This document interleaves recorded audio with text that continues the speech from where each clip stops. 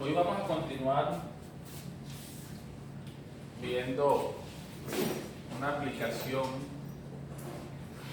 bien interesante de la aplicación de Bernoulli, de la ecuación de Bernoulli, que es el sifón. Un sifón simplemente es un tubo en U, y ese tubo en U se utiliza para que el fluido en su trayectoria libre obstáculos. Un obstáculo puede ser un árbol, una roca, o de pronto para pasar por debajo de una carretera.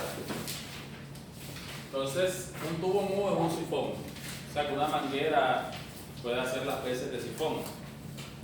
Entonces vamos a imaginar que tiene un depósito que tiene agua, o posiblemente gasolina, también podría ser. Entonces, le coloco una manguera así.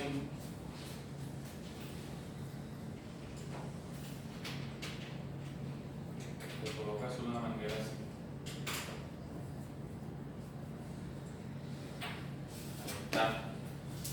Aquí supongamos que hay un obstáculo, por eso la curvatura, de pronto un árbol, una montaña, una piedra. Esta altura le vamos a llamar H mayúscula. Y esta altura, aquí le vamos a llamar H minúscula, y el fluido sale por aquí con una velocidad que vamos a encontrar, ¿cierto? Esa es la situación, el contexto físico. Entonces, para que este elemento funcione, tenemos que succionar por este extremo para reducir la presión en el interior de la manguera. Una vez que se reduce la presión en el interior de la manguera, entonces comienza el flujo, porque la presión atmosférica impulsa al líquido al interior de la manguera, ¿cierto? También este extremo de la manguera debe estar por debajo de la superficie libre del líquido. ¿Por qué? Porque si está por encima, si este extremo está por encima, vamos a obtener una inconsistencia en la ecuación de Bernoulli. No lo voy a demostrar aquí, pero vamos a obtener una raíz negativa. Vamos a obtener que la velocidad es igual a la raíz cuadrada de algo negativo. O sea que se violaría el principio de la conservación de la energía, ¿cierto? Eso usted lo puede ver en la práctica. Para usted subir agua hacia un pueblo que está en una montaña, usted necesariamente debe hacer uso de una bomba, ¿cierto? Pero si el pueblo queda debajo, la bomba no es necesaria. La puede usar si quiere aumentar el caudal, pero no es necesaria. Pero ya si el pueblo está arriba de una montaña, necesariamente debe usarla. La bomba, él por sí solo no va a subir, ¿cierto? Aquí es algo análogo. Listo. Entonces, aquí hay un punto 1 sobre la superficie. ¿Por qué lo tomamos ahí? Porque aquí la presión 1 sería la presión atmosférica. Y aquí tomamos un punto 2 justo fuera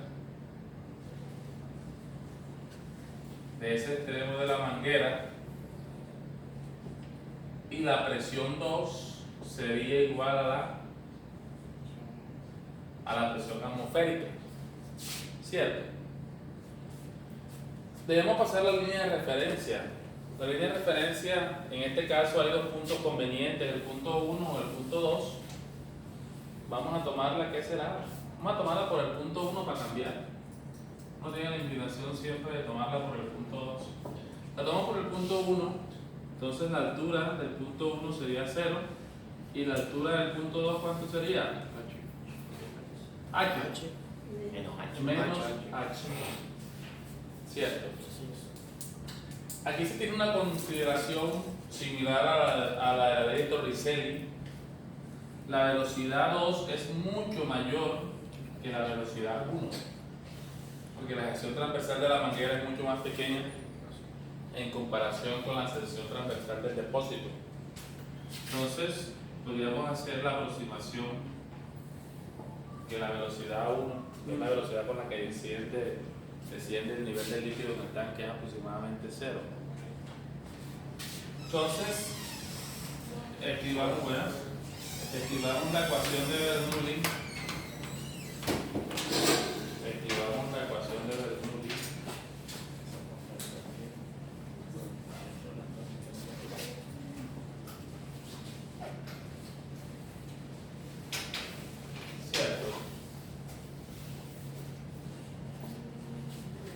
Como ya yo escribí que la presión 1 es la presión atmosférica y la presión 2 es la presión atmosférica, ya estoy diciendo que este término y este son iguales, ya los puedo cancelar.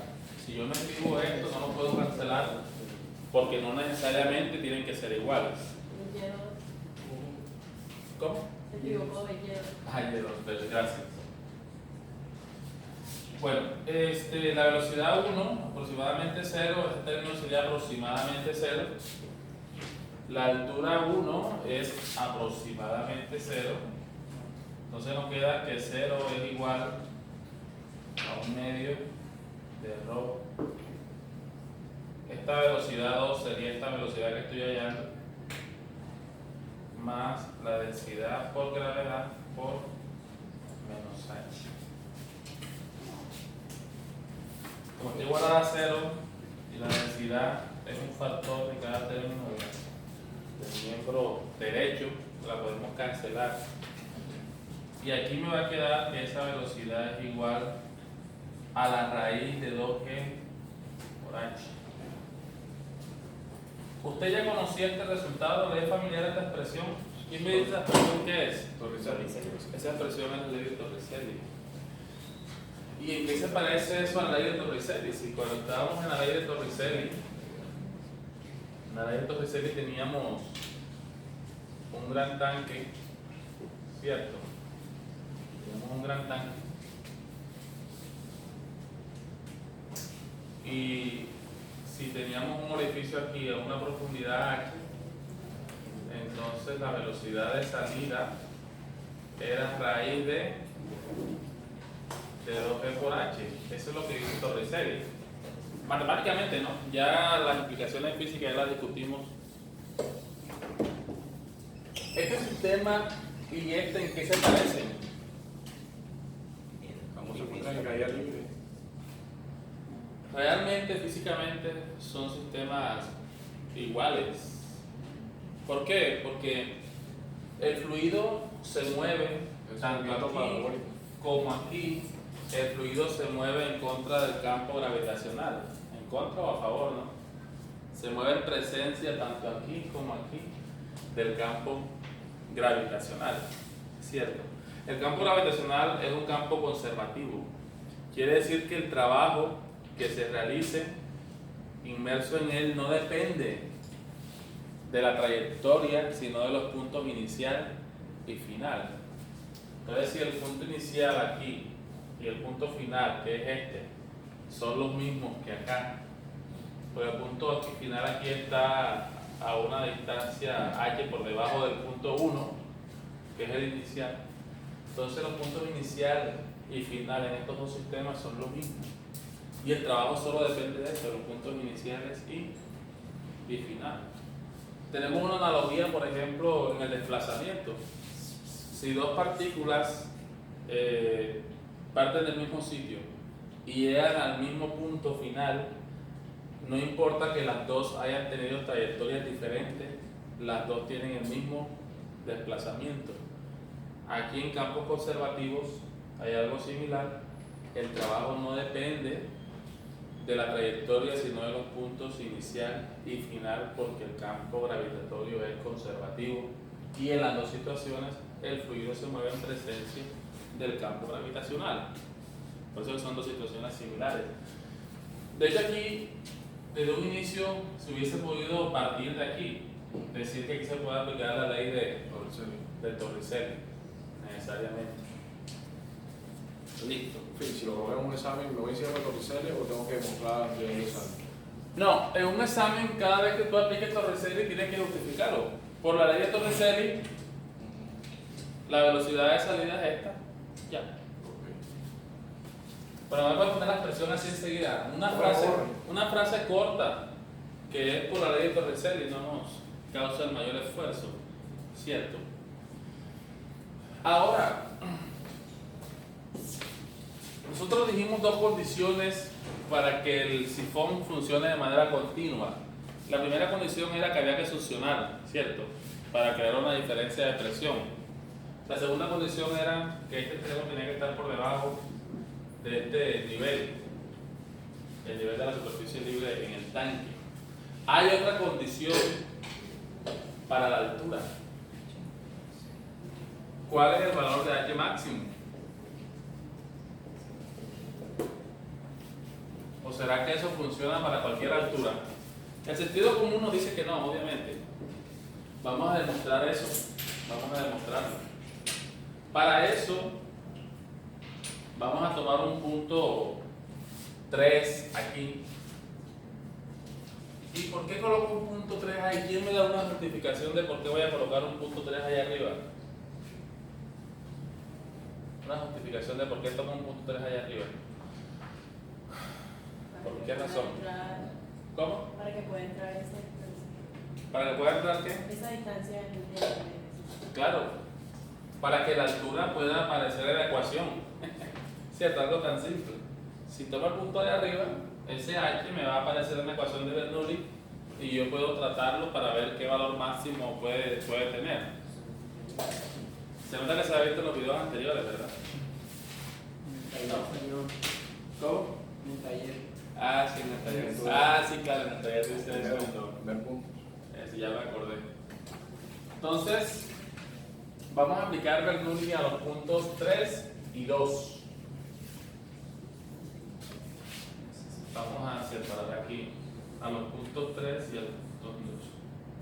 Entonces me queda que la presión en 3 más un medio de densidad, la velocidad 3 al cuadrado, la densidad por gravedad por Y3 es igual a P2 más un medio de densidad B2 al cuadrado más densidad por gravedad por Y2, ¿cierto? En este caso, la presión 3 es desconocida, pero la presión 2 es la atmosférica, ¿cierto? Ahora, este término y este se pueden cancelar. ¿Por qué razón? Porque la velocidad 2 es igual a la... ¿Qué me justifica eso? Que el diámetro de la manguera es uniforme, por eso las puedo cancelar. Yo no puedo cancelar esto si yo no justifico esto por fuera, sea en palabras o sea por una expresión como esta. B2 igual a B3, ¿cierto? Que se cancela.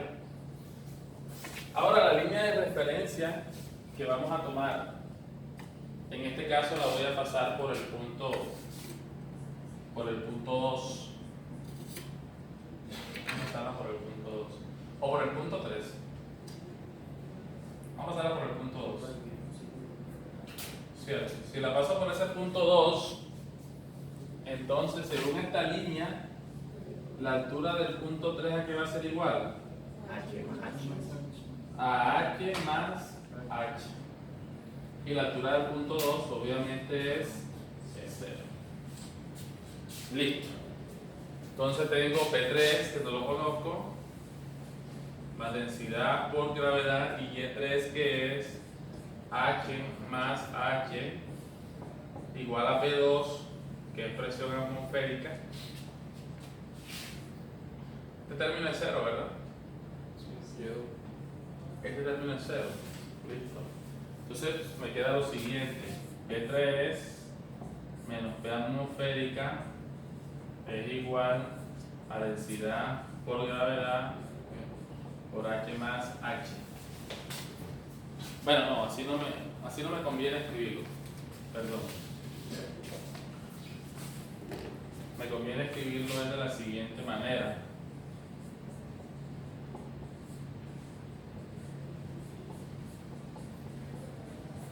Listo, ya que aparece en una ecuación ya puedo mirar qué valor máximo puede tomar. Hay un argumento bien importante y es que P3 es presión absoluta. La presión absoluta siempre son positivas. ¿Quién me da una razón de por qué una presión absoluta es positiva? ¿Ah? El que me dé una razón le doy 5 puntos. Porque una presión absoluta es positiva.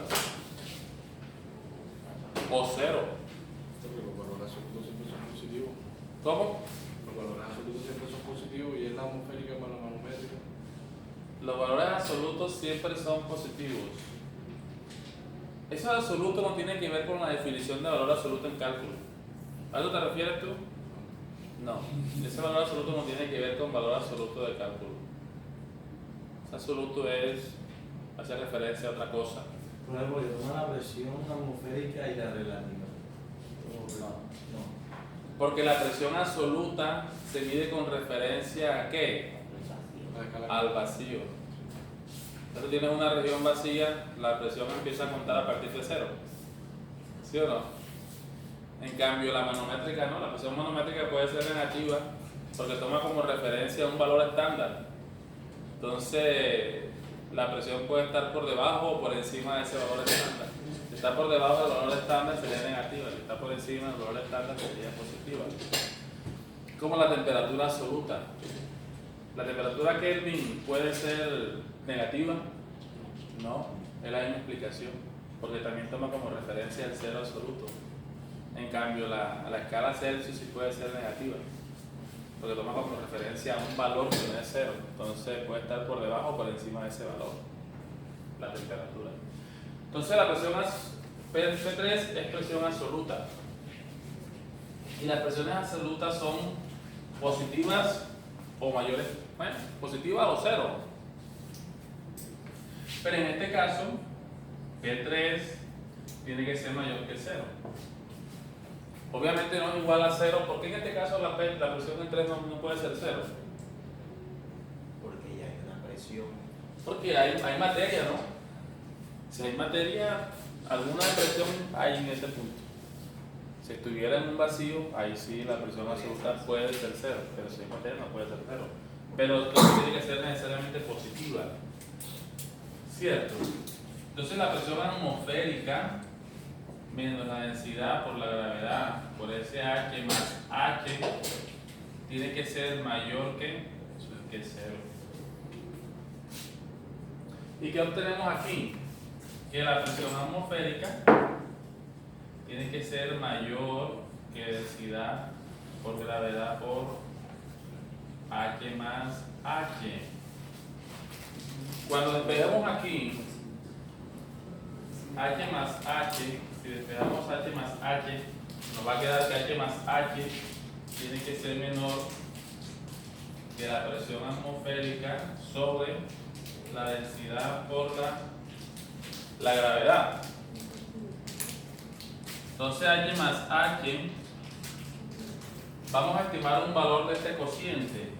La presión atmosférica se aproxima por 10 a la 5, ¿cierto? Lo vamos a aproximar por 10 a la 5 pascal.